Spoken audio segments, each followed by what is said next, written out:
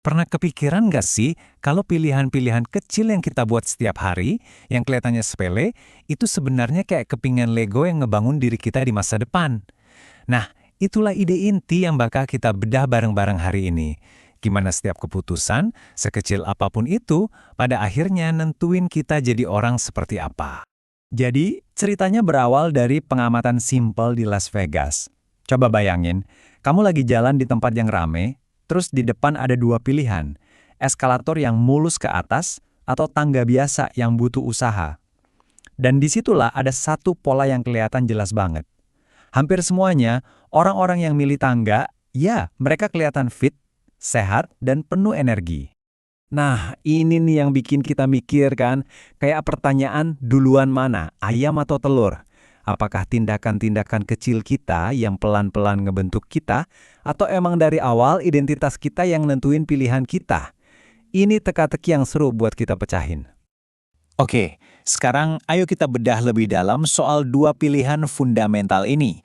Pilihan antara jalan yang gampang, jalan yang umum diambil semua orang, sama jalan yang walaupun lebih susah dipilih dengan sadar dan niat. Coba deh kita pikirin artinya. Eskalator itu kan simbol kemudahan, kenyamanan, jalan yang diambil orang banyak. Itu pilihan defaultnya.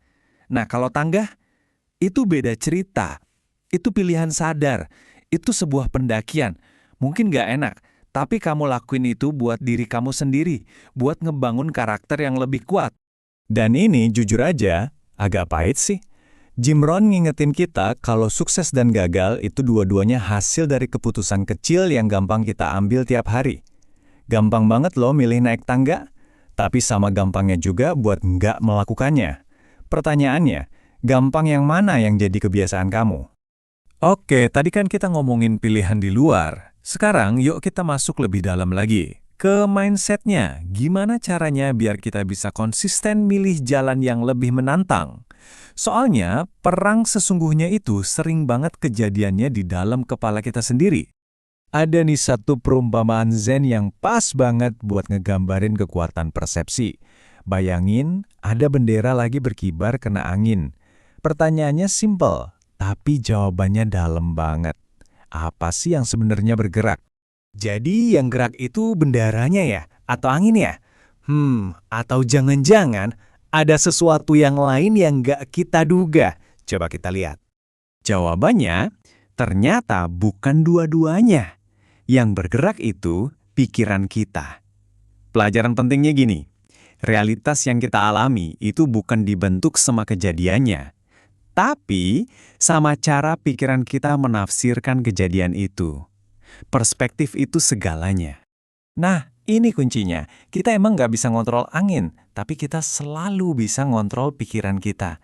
Jadi bahkan pas kita lagi gagal atau ketemu halangan, kita bisa reframe itu. Daripada mikir, aduh kalah deh, coba deh tanya ke diri sendiri, gimana caranya gue bisa menang dari situasi ini? Pertanyaan simpel itu bisa ngubah rintangan jadi peluang. Oke, ngomongin milih jalan yang beda itu emang keren di atas kertas. Tapi jujur aja deh, di dunia nyata kan ada tantangannya, ada gesekan sosialnya. Ngelawan arus itu seringkali artinya siap dikritik, diliatin aneh, atau bahkan gak disetujuin sama orang lain. Nah, disinilah konsep berani tidak disukai itu jadi penting banget. Intinya, kebebasan sejati itu baru datang pas kita lebih mentingin jadi diri sendiri daripada butuh validasi dari orang lain.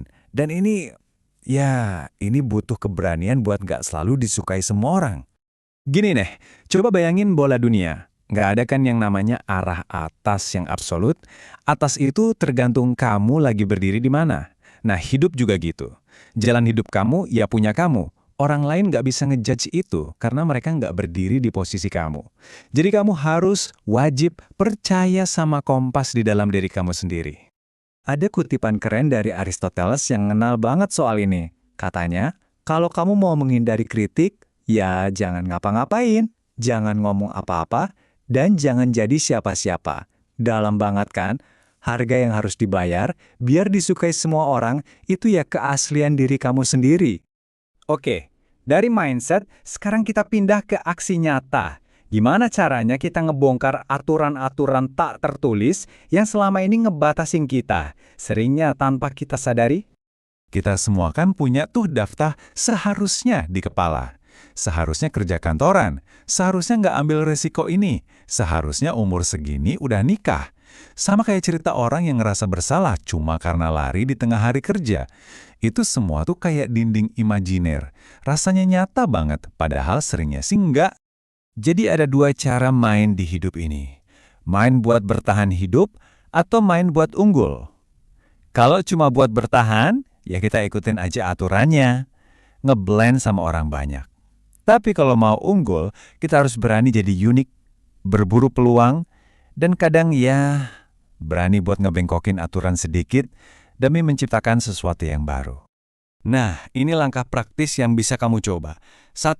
Sadari dan identifikasi satu aja aturan seharusnya yang selama ini kamu ikutin. 2. Tantang aturan itu. Tanya ke diri sendiri, ini beneran bikin hidup gue lebih baik nggak sih? Terus yang ketiga, dan ini yang paling penting, kasih izin ke diri sendiri buat coba cara lain. Lihat aja apa yang terjadi. Oke, sekarang kita sampai di bagian akhir. Yuk kita sambungin semua benang merahnya. Gimana sih pilihan-pilihan kecil yang kita ambil setiap hari ini, kalau dikumpulin, pada akhirnya bisa ngebentuk identitas kita yang sama sekali baru? 5 juta. Angka ini bukan cuma angka loh. Ini buat nunjukin kalau perubahan besar itu nggak instan. Itu dibangun satu demi satu anak tangga, lewat jutaan keputusan kecil yang konsisten, buat milih tangga bukan eskalator. Dan ini yang sering orang lain salah lihat. Mereka cuma ngeliat hasilnya doang. Orangnya fit, sukses, disiplin. Mereka kira itu bakat atau takdir. Padahal mereka nggak lihat jutaan pilihan tak terlihat yang kamu ambil setiap hari di belakang layar, yang ngebentuk kamu jadi sekarang. Dan disinilah puncaknya. Kalau kamu ulangin sesuatu terus-menerus, lama-lama itu bukan lagi jadi pilihan sadar. Itu udah nyatu sama identitas kamu. Kamu bukan lagi memilih untuk naik tangga, kamu ya memang tipe orang yang naik tangga. Itu bukan lagi pilihan, itu udah jadi diri kamu. Jadi sebagai penutup, pertanyaannya balik lagi ke kamu. Setiap hari, hidup akan nyajiin pilihan ini dalam banyak bentuk. Orang banyak ada di eskalator, ngikutin arus, ngambil jalan yang gampang. Pertanyaannya simpel, kamu mau kemana?